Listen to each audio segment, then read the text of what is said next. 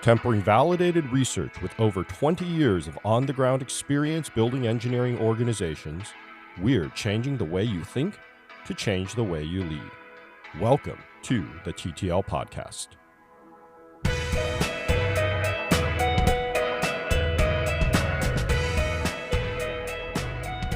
Andy and I are here for part 3 of our remote working series.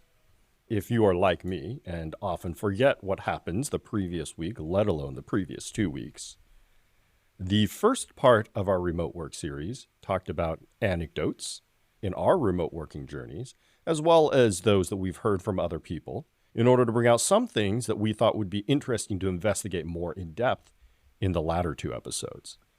The second episode touched on the science of remote work. Given the themes from the first episode that we pulled out, what does the scientific research say about why those themes might be happening, around the mechanisms, whether it's social or biological or something else, and trying to put numbers and evidence to the qualitative behavior that we saw. And that brings us to this episode. As we think about tactics, I think Andy and I decided that we wanted to think about them in terms of these 5 attributes of building strong engineering teams. Is that a right way to put it? Yeah, I think attributes or components, these 5 parts of engineering organizations that we think are foundational. Right, and we touched on them in the end of the season summary last season when we did our 5-part series on building your engineering organization. And we pulled a lot of these from that, but they're not exactly a one-for-one match. First, I think, is basic values and culture. The second one is building and sustaining trust.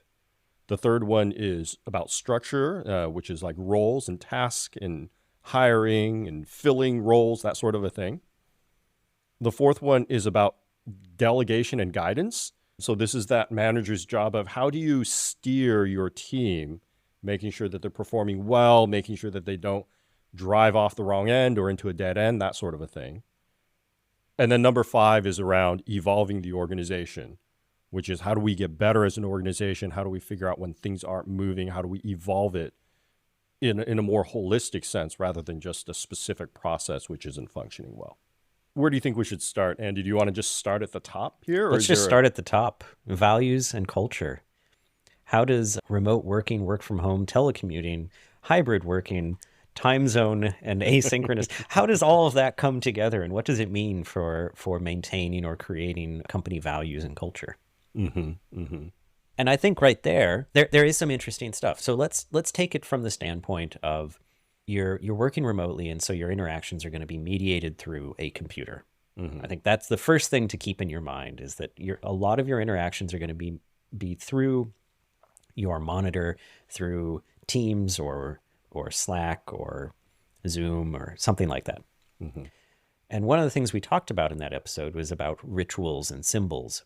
Mm-hmm. And this is a thing that comes up a lot when you think about how do you build culture, is you have these rituals and symbols. Now, some of that stuff can exist pretty easily. You'll have like an employee handbook. That is a symbol. It has the holy text of how shalt thou behave? Mm-hmm. What do you need to do to get time off? That kind of stuff. And that is one thing. And so how that is maintained can have a big impact.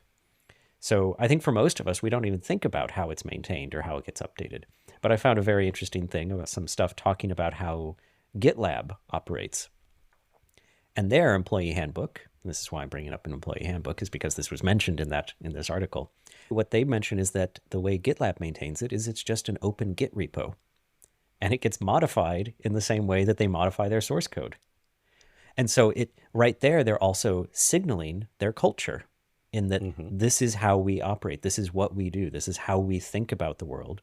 And it's GitLab. You can imagine the way that they operate. They do a fork and a pull request. Fork, a branch, a commit, and a pull request. And then they do asynchronous communication around that to decide on it. But it's the selection of doing that for how they maintained their employee handbook is a cultural symbol. And I would say, at least in my opinion, this is, to me, a perfect use of pull requests. Yeah, actually, I was like, oh, this is a great way. Yeah, I would love to see Congress use this as a way of designing laws where we could do that. Right. I mean, I think both of us are on record as saying we think pull requests are generally a terrible way of working in terms of software development. But for something like the employee handbook, I think it actually is a great way to work. I like it. Hmm. I really like it. And I like that they have said that we agree with this so much that we want it for this as well as for how we do our software development. Mm-hmm. Now, there was another thing that I saw in this, and they mentioned custom emojis as a cultural symbol that I think it was GitLab again. They had created in Slack custom emojis for reactions to messages that related to like values that the company espoused. And they made use of that, and those become rituals and symbols to reinforce the culture. I actually think that this is a much more interesting way of putting those symbols to use because they make them an active thing where you have agency to put that symbol to use versus a poster on a wall.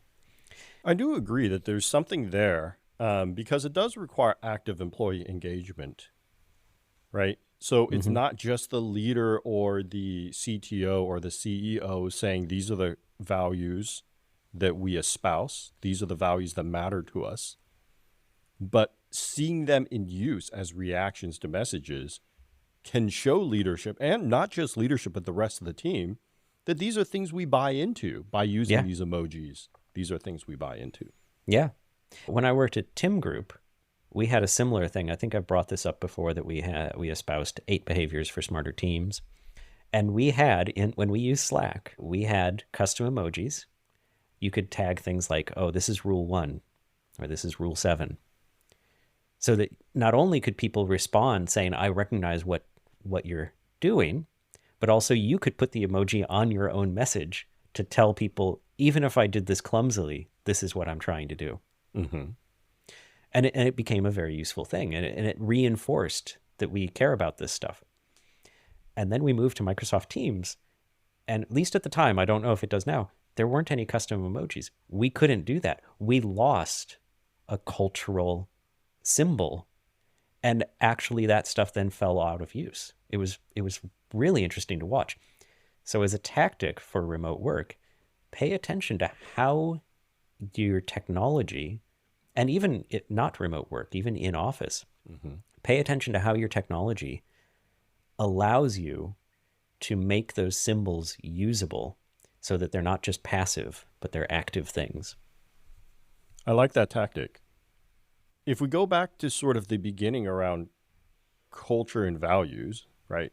The thing we said once was you need to have your basic set of values, the core, smallest set of values possible, and that makes up your culture. Mm-hmm. So if you think about that, then it makes it really easy. And I think if you were to implement the emoji strategy, I think I might have even talked in that culture series way back in season 1 about the company that I was talking to that had like 15 cultural values, right? You're going to be able to see that as you try to create custom emojis for all of those. And maybe it'll inform you like, good God, this is a lot of work creating custom emojis. Actually, it's too much work to maintain those values in general. Yeah. So I think there is that. But I like how you mentioned rituals and symbols, because I think, to echo again how you build culture, rituals and symbols are super important. And oftentimes when we get to remote work, one of the things that employees tend to like is this concept that they end up communicating just what they want to communicate, things that are relevant to their work at the immediate time that they're relevant to them. Mm-hmm. And so stuff like the emojis or what GitLab was trying to do, I think is really important. You have to find ways through the computer, like you were saying, of still maintaining those symbols and the rituals. Now, we haven't talked a lot about rituals here. I wouldn't say that the GitLab, changing of the handbook is necessarily a ritual. I think maybe that's more symbolic. But try to think about the rituals that build on your cultural values. And the tactic is whether the remote version of that ritual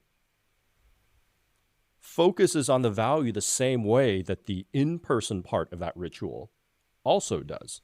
So I will give you an example. A lot of people's rituals is the daily stand-up meeting. Now, whether that's a good ritual or not depends on your values and how your ritual enforces those values, or whether that's just, to use the Scrum term, a ritual that's not a cultural ritual, right? Which we can differentiate. And for some folks, when they moved remote, they moved to asynchronous Scrum updates. The tactic and the question you should be asking yourself is not, do I continue to have that ritual, or for some people, the process, but whether it fulfills the same goal in the same way that connects back to the values that you care about. And if the value that you care about is that people communicate daily, then I think the answer is probably yes. But if the value that you care about is people help each other solve problems in the quickest way, I would say the answer probably, not all the time, but probably is no. The other point I wanted to bring up for culture is this concept of transmittive versus cultural communication. So much of cultural communication can happen serendipitously, or even when it is planned, it ends up being tacked onto something else. That's how cultural communication often works. It's around the words that you use and the way that you communicate. And often when people have moved to remote in all of its forms, whether it's hybrid work, whether it's fully remote, whatever it is, the first thing that gets cut out is cultural communication. Yeah. And it gets cut out because, well, it's hard for us to consider it work. It's like, I'm going to cut those down. I'm going to remove that. So yeah, I think it's a thing to think about, is how can you keep that going? Using the GitLab as an example again, they do several things, even though they're spread across the entire world and they're the work from anywhere in whatever time zone. They have various practices to bring people together at certain times within regions where they do have some overlap. They bring them together. And also they do a yearly bring everyone together to try to create some more of those interactions, those less planned, well, planned but not structured. Like, we are going to bring people together, but they're not really structured. They're not saying, okay, now you're going to have a conversation about this. Right. And I think I want to touch on this real briefly, but I think that this starts to then go into the next part that we talked about, which is building trust. But yes, it's that planned but not structured portion. And I don't know if you've heard it, Andy. I've worked at bigger orgs, and maybe this is a bigger org thing or a big tech thing. When we used to gather everyone together, I used to hear from my leadership a lot, well, what are we going to accomplish? And some of this was finance-based, right? Can we accomplish this remotely instead of in person? And so often our in-person meetings, as we submitted our plan to be approved by the VP for why we all needed to travel to a certain place, included days packed with meetings, right? I need to solve this problem. I got to get this problem. And then, at the end of the week, we're going to have a group dinner and a group social activity. And by that point, everyone's going to be so tired that they don't really even want to talk to each other. And they're just ready to go home. They're just ready to go home. And even with group social activities, which we'll touch on in other episodes, I'm sure, how many times have you ever gone to a group social activity where building culture was the intent and the design of that activity? Versus how many group activities you've seen, especially as I've worked with larger and larger groups, my entire organization of 50, 80, or 100 people, do you get these group activities together where people are just hanging out with their own team? And they're just doing that thing with their own team. As we get into building trust, I think this intentionality of the design of getting people together is really important, because if you don't intentionally design it that way, all you're going to get is that transmittive communication part. Yeah. When I've brought people together for this stuff, I use that utilitarian aspect of we're here to solve this particular problem, as a foil, is a way of focusing. That is actually an aspect of building trust as well, that because that managerial structure has to have that trust to allow those things to happen too. And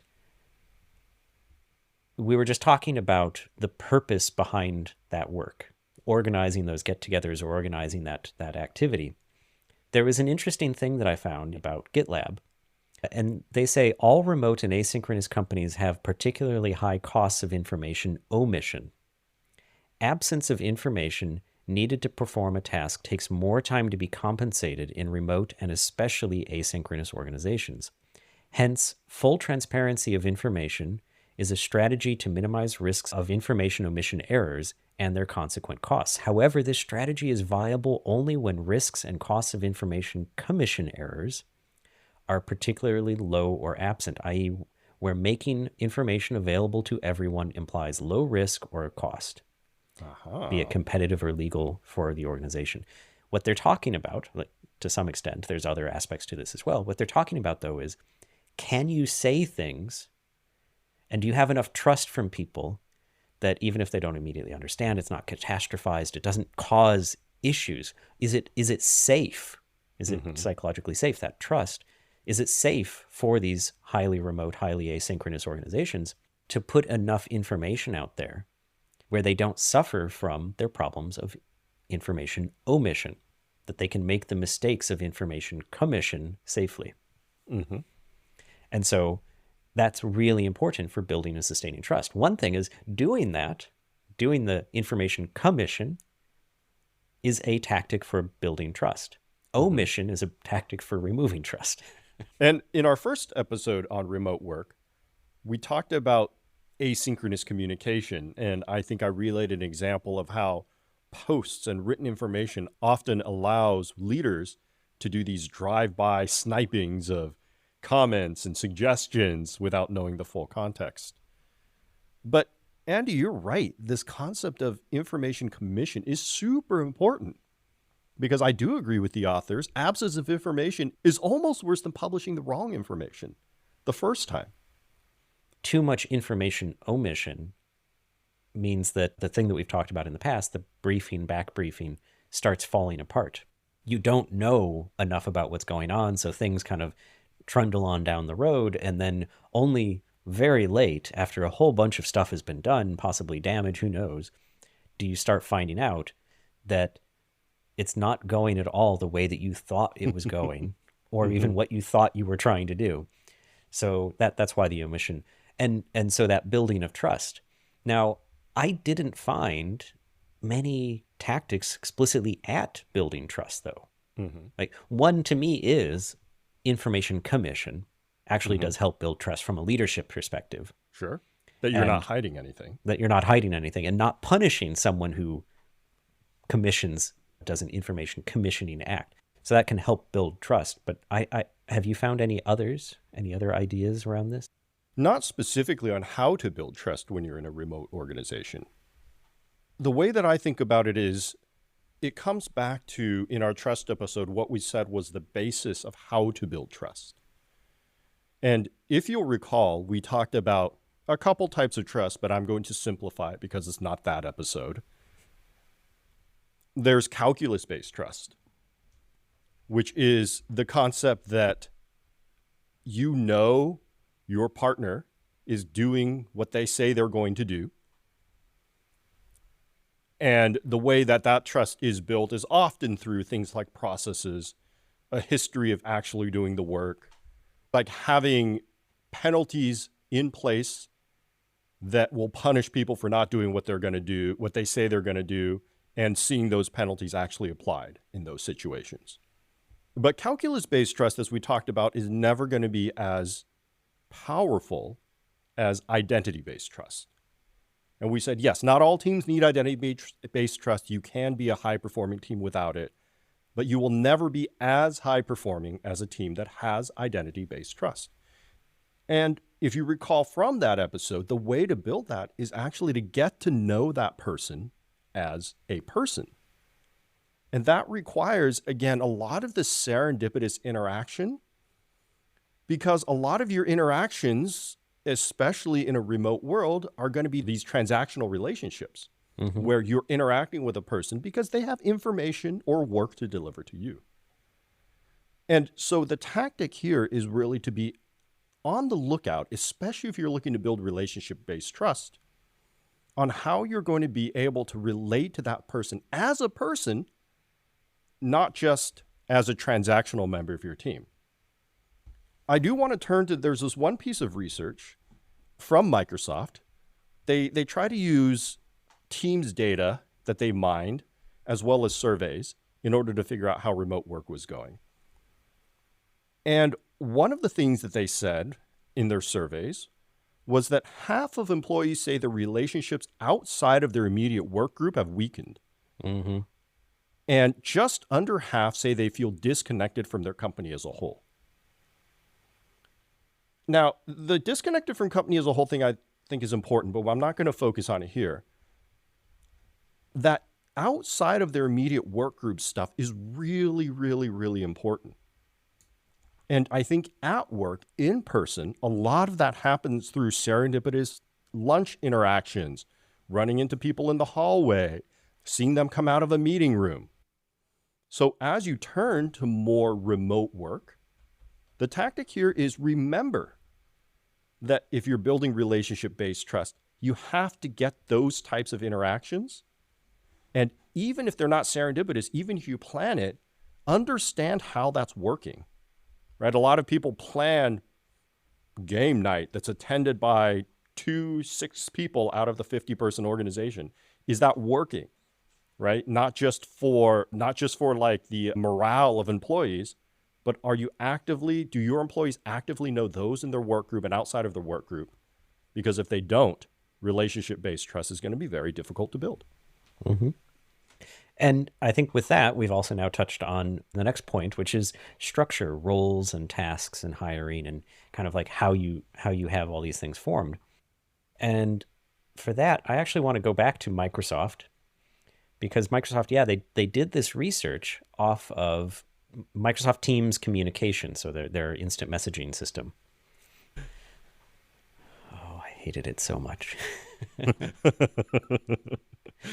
But what they did was they had information from before the pandemic and during the pandemic, and what they looked at was the people that they were interacting, and were they like a closed group, or were they interacting more with these boundary cases, with these weak relationships? And what they found was that when Microsoft went remote because of the pandemic, their interactions became much more to their tight relations, so their teams, and much less to their weak relations. Except the thing is, and this is the thing that I want to point out, there's a lot of research that says that those weak relations are incredibly valuable. That's where new ideas flow through the organization. That's where you find out that another group can help your team. That's where you find your mentor who gets you on a different career path and starts explaining to you the way things work in a way that makes sense to you. It's those weak interactions, those weak relations that are really important. And I'm fitting this into this part of roles and tasks and hiring, because in a lot of cases, there are people that sit at these kind of like nodes, these boundaries that span all of this and help promote those weak relations. And I would say that as you become more remote, a manager's job needs to be focused more and more on making sure that those weak relations occur, because they're not going to happen serendipitously anymore. That means that you're going to have to focus less on your team is interacting completely correctly and much more on your team is interacting with others and finding ways to get that to happen. Right. And beyond this, I wouldn't call it foo-foo, but beyond the less structured idea that that's where new ideas come from. And that's also backed by research. So I hesitate to say that's not evidence-backed, but it definitely is a little more difficult to understand in one's mind, right? You're like, okay, well, but maybe I can generate great ideas in a different way or whatnot.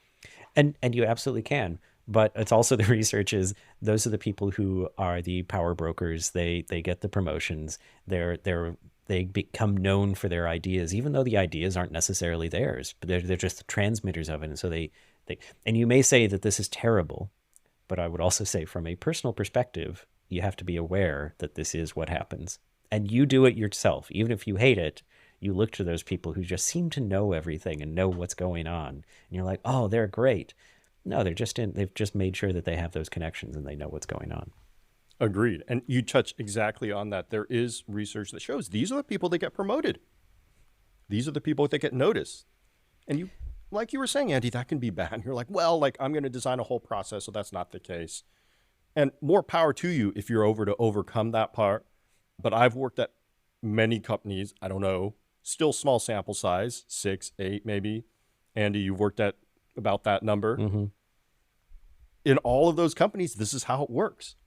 Those are the people to get promoted. And there are reasons for that. I'm not going to try to defend it right now, but it also connects to the hiring. Because if you accept that those weak relations are important, and if you accept that this communication commission is important, Mm-hmm. it starts changing who you should hire. Interesting. Talk more about that. Now, so this is one of the things back to the GitLab discussion that they pointed out that GitLab tries to hire very specifically to make sure that the people have the skills to not only work asynchronously, that they can manage their own time and do all of those things, that they don't need as much like direct involvement. They don't need to be surrounded physically by people to do their work. But also, they know how to communicate in that asynchronous manner in a way that isn't missing out on information that's important. And they're also able to reach out across those weak networks, those weak relations. Because when you are asynchronous and you are remote, it is a much bigger skill to be able to have that on your own. Your manager may be 6 time zones away. And so you can't rely on them to do it. And so that's also why I was saying that as a manager, you have to promote that much more among your team is those weak relations. Because for them to now get their jobs done, they need to do it much more themselves. Mm-hmm. I think that's a really great tactic, is that's something that managers have to focus a lot more on. And it implies a thing about who they're going to hire. And it brought up a really interesting thought in this paper as well, which was this implies, and I think this is something that's true no matter what kind of organization you have, but I think it's something we don't always acknowledge. This implies that the available workers, if you're willing to do the asynchronous work from anywhere stuff, is not the entire human population suddenly. It is now, yes, you have access to most of the world, anywhere that has an internet connection.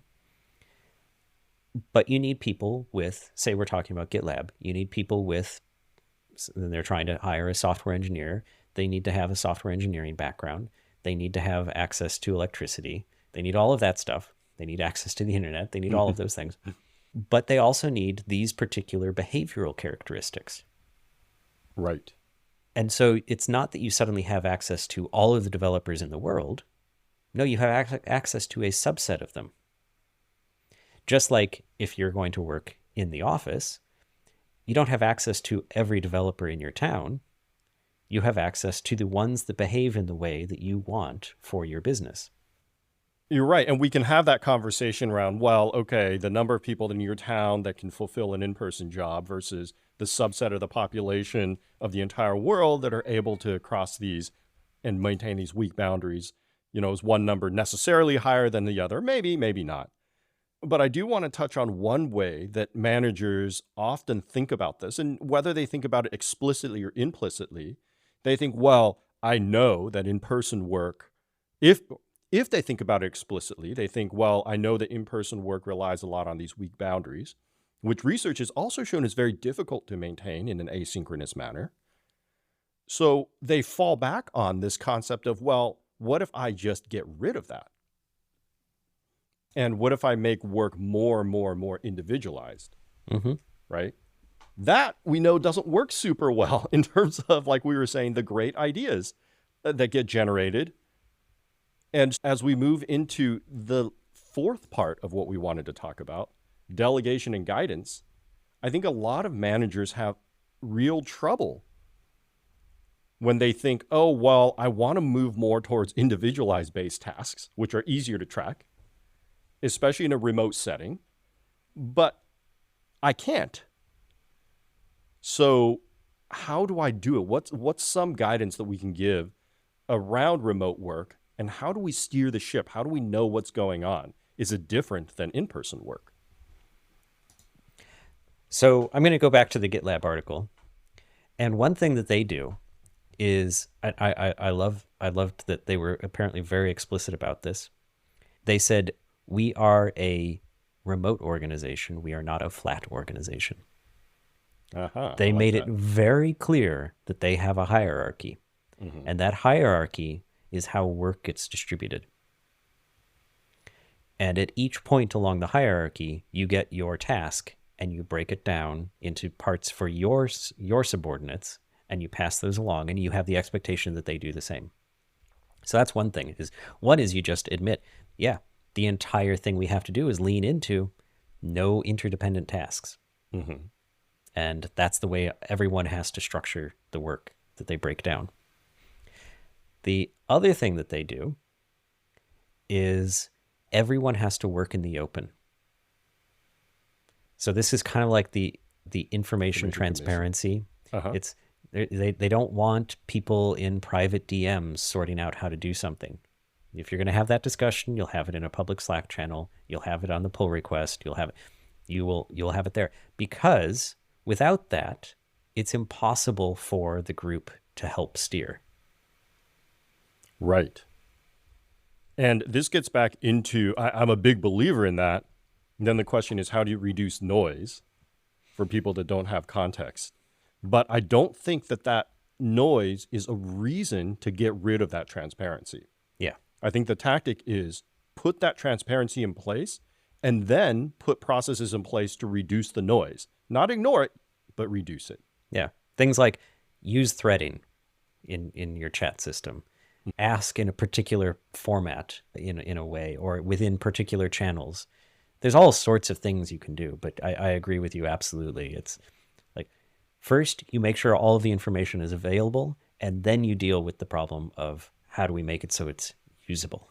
Right. Or even things like a RACI matrix. So if someone comments, oh, they're just part of the informed group, we'll take it under advisement. We don't have to start a whole long thread about that. Yeah. Or something around, if threads get longer than 3, we need to take it to a high synchronous channel. Or whatever the case may be. But that's not a reason to reduce transparency, right? Yeah.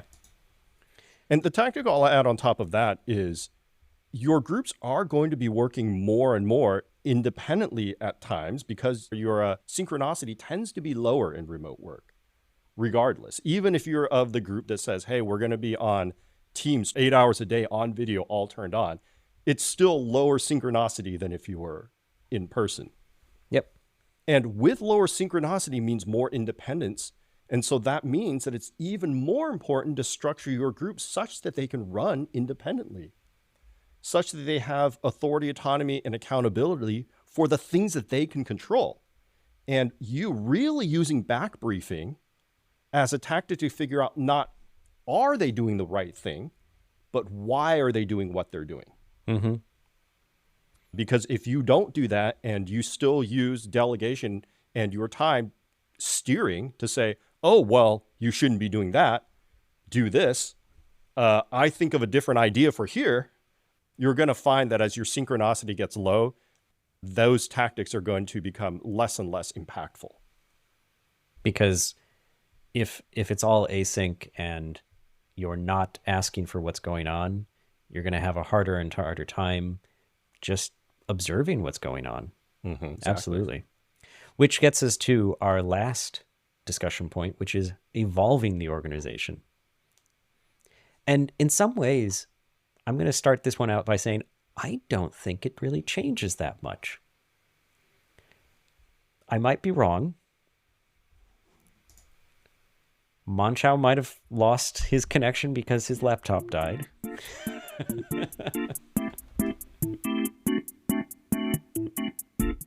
Okay. I was able to find another machine. Don't drop again, or else it's going to be really hard for me to stitch this all together. This one has a lot of battery. I just need to make sure. It sounds like I'm coming through on the mic. Yep. Okay. Yeah, you sound the same. Okay, great. Okay. So you were just saying you don't think it matters.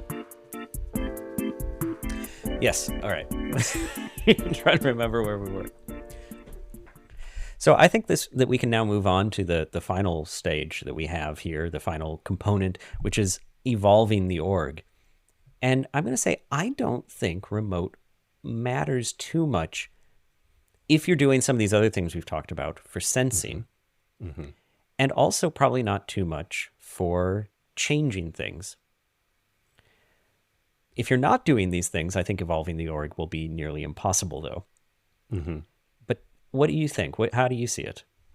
To me, a big part of evolving the org. So as a leader, there are two parts, right? There's the sensing part of it, Mm-hmm. and then there's the actioning part of it. I do think that we just talked about the sensing part of it in the back briefing. I think the sensing part of it is going to be a little bit lower in a remote organization. It's just going to be more difficult. Just that feeling, right? Like there was an article that I researched for episode 2 of this series that we didn't get into, but it's one of my favorite things to talk about, which is, and to give you guys, to give all of you listeners a peek into behind the curtain, my laptop died. And so now I'm using another laptop that doesn't have all of my links. And so I can't state any numbers or look into it. And I can't even say the name of this article because I don't have it in front of me, but we'll link it in the notes. It's one about how humans have more communication mechanisms than just speech or body language. We talk a lot about body language and what's left unsaid in remote work. But there are a number of scientific studies that have shown there's pheromonal communication that humans do as well. And so this particular one touched on stress response. And they had people in different rooms, one person having a stressful event. I believe it was watching something like a scary movie, and swabbing that person's sweat, and then going into a completely different room and applying that sweat on another person to see if they had higher stress response. And I can't remember how they measured stress response. It may have been some scientific measure or may have not been. But this has been replicated in a number of different studies that human sweat conveys information. And so I think it is necessarily more difficult for a leader, even if you don't know it, to sense in a remote setting.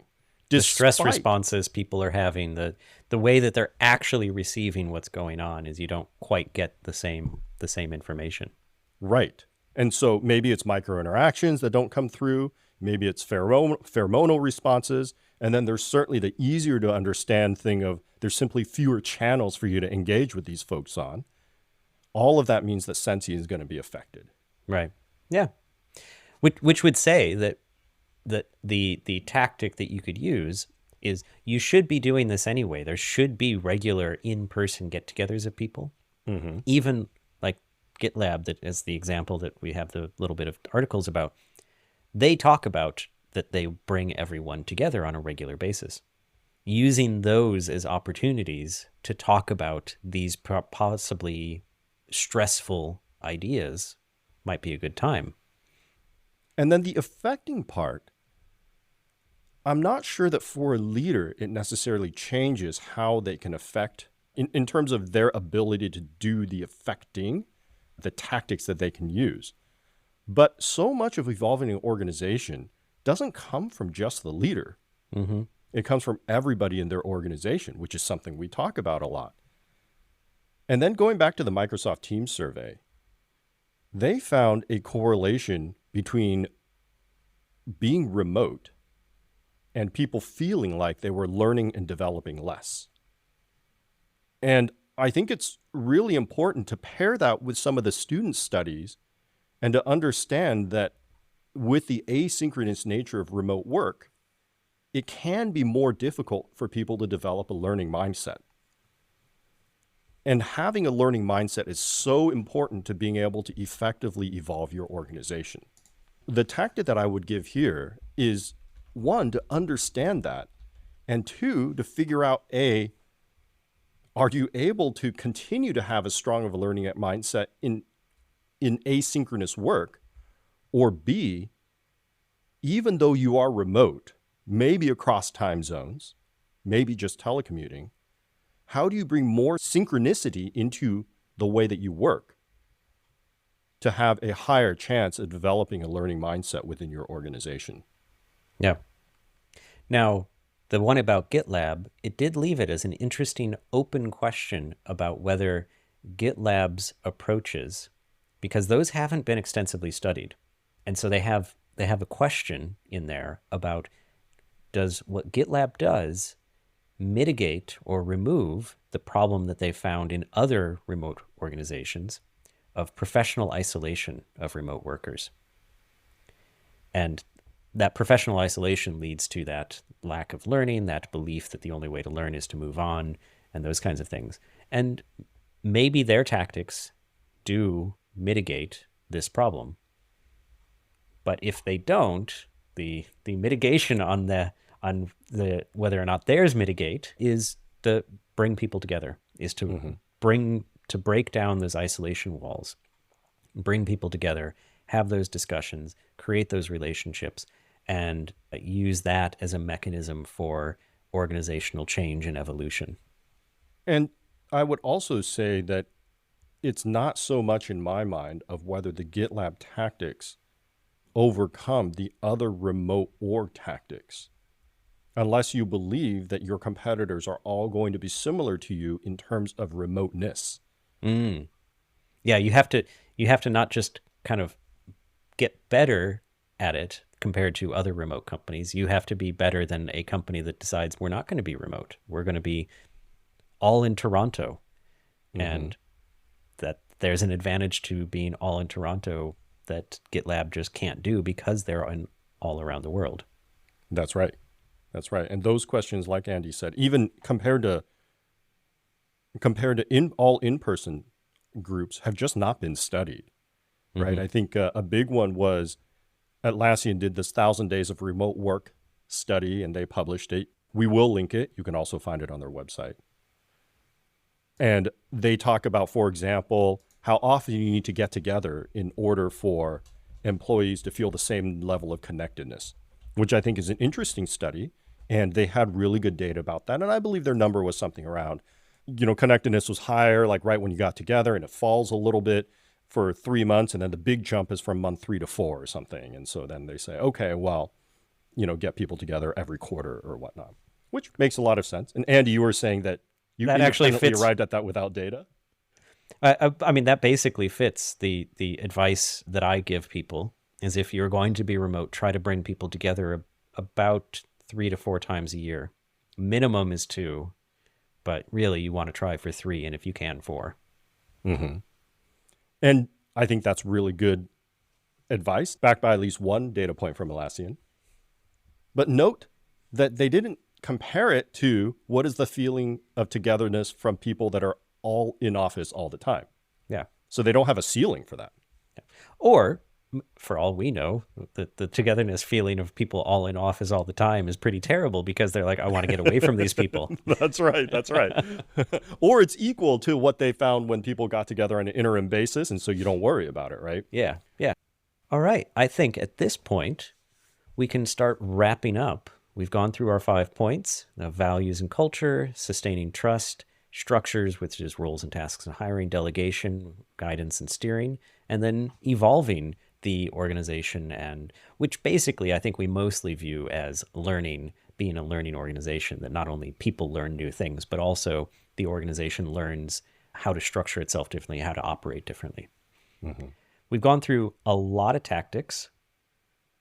I don't know if I can even remember every single one of them to try to say them here, But we definitely went over briefing and back briefing again, saying that that was really important and how much more important it is when things are asynchronous. Mm-hmm. We also talked about symbols and using your technology to help you produce those symbols and propagate those symbols through the group. Mm-hmm. What else have we gone over, Mon-Chaio? How you can build trust and the importance of connecting people not just to the work, but to each other. If you want to be able to build relationship-based trust, the highest level of trust. Yep, you want to pay attention a lot more to the weak relations that people have, promote having those weak relations. Mm-hmm. Exactly. And then maybe just beyond symbols, also the rituals, and being very cognizant for what do you lose when your rituals switch because they're now maybe more asynchronous, or maybe they happen in a different medium that has less synchronicity. Wait, that is also asynchronous, the synchronicity part. But whatever it is, as you switch your rituals, how they change and whether they still fully commit the values that the rituals are supposed to communicate on a cultural basis.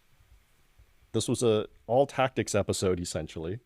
But I think we can probably leave listeners there and probably tell them that there is a lot more to this. There's a lot more research we did. There's a lot more tactics. And certainly a lot of tactics are going to be organizational specific. And it'll be very difficult to summarize general tactics for your particular organization that are having trouble. If you happen to be in an organization that would like help with all of that, both Andy and I do that, and we are happy to help. So drop us a note. Let us know how we can help you. You can hit us up at hosts@thettlpodcast.com. And even if you don't need help, I mean, everybody needs help in some way, but you just like what you've heard, enjoy the episodes, we would love it if you could give us a like and a subscribe on your favorite podcatching platform. We've really enjoyed talking about remote work for 3 episodes. We could talk about it more, but I think next time it will be time to move on to a different topic. So until then, be kind and stay curious.